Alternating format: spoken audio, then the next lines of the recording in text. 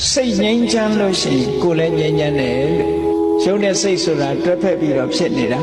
လက်တွေ့ကြကြကြည့်မယ်ဆိုလို့ရှိရင်ကိုယ်ငြိမ်းချမ်းမှုစိတ်ငြိမ်းချမ်းမှုဆိုတာရုပ်ခန္ဓာကိုယ်ကြီးလည်းငြိမ်းချမ်းတယ်စိတ်လည်းငြိမ်းချမ်းတယ်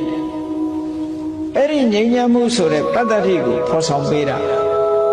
တခါပတ္တတိကဘာကိုဖော်ဆောင်ပေးပြန်တော့ဆိုပတ္တတိဒုက္ခထဒုက္ခဆိုတဲ့ကျင့်တတ်တဲ့ခံစားမှုလေးတစ်ခုဖော်ဆောင်ပေးပြန်စိတ်ထဲမှာကျင့်တတ်မှုတွေရှိလာပြီဆိုလို့ရှိရင်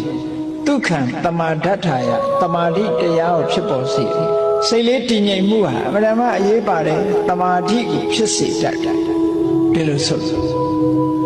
အဲ့တော့တမာတိလေးကဘာကိုစွမ်းဆောင်ပြန်လို့ဆိုတမာတိယထာဘူတညာဏထသနာယဘာတမာတိရှိပြီဆိုလို့ရှိရင်တကယ်အဖြစ်မှန်